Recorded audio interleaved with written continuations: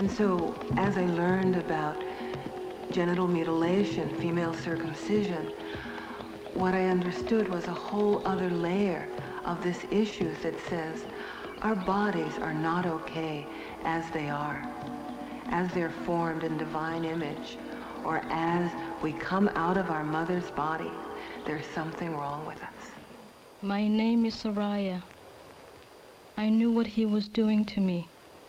He had given me a local anesthetic to numb the area, but it didn't help.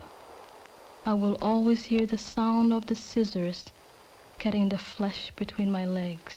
The pain was horrendous. I struggled to get away, but I was held down by 3 people, including my mother.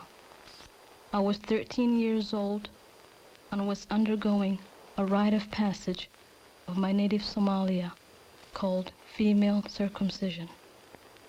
I never will forget how it felt. This is what I live with, and I wish to prevent this pain from happening. In Africa, a woman's honor depends upon this artificial form of chastity.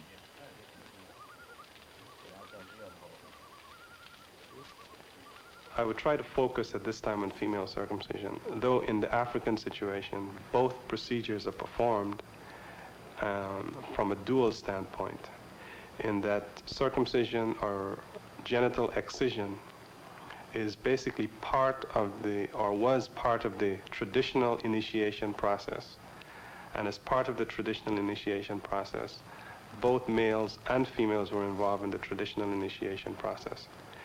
Therefore, the procedure in males was what we know as a circumcision, where the foreskin, or that area, that skin that hides the head of the man's penis, was excised.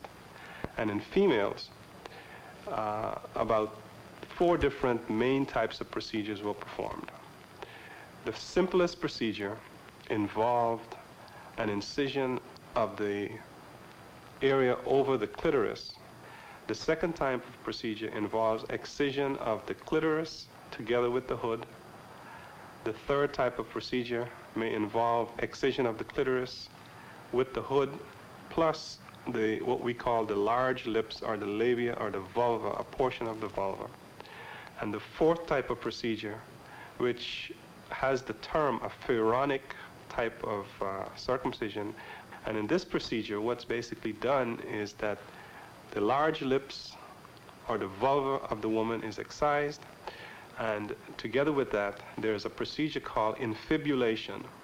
And the infibulation involves sewing those borders that remain so that the area of the woman's genital is completely closed, and there is only a very small opening which remains from which urine passes and menstrual flow will pass.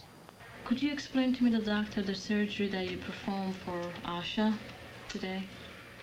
The surgery that was performed on Asha essentially had to do with making an incision in between the 2 lips of her, around her vagina, which had been sewn together. The form of circumcision that she had when she was in her country essentially entailed taking some suture material, some stitches, and sewing the lips of the vagina together in the midline so that her vagina was partially closed. So I took a scalpel and made an incision in the midline in between those lips that had been sewn together, and sewed them back on themselves. And after the operation was completed, her vagina was back to its normal size. Fortunately for her, her clitoris had not been damaged at all. And prior to coming to me, she had had quite a bit of difficulty urinating and had had severe pain during her regular monthly menses, menstrual periods.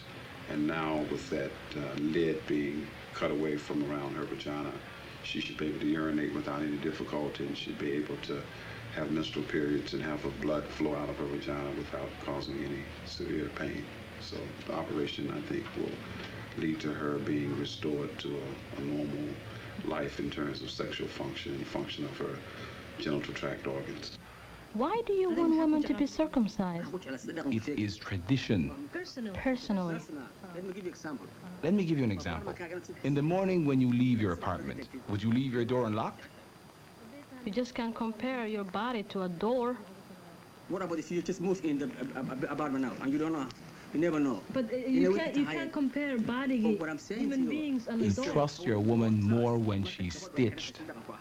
She's like adorable. It's not like a door, but anyway, she's a property for somebody. She is a property for somebody. Yeah. She's your property then. Yes, it is. Oh, God. And why my property is a private?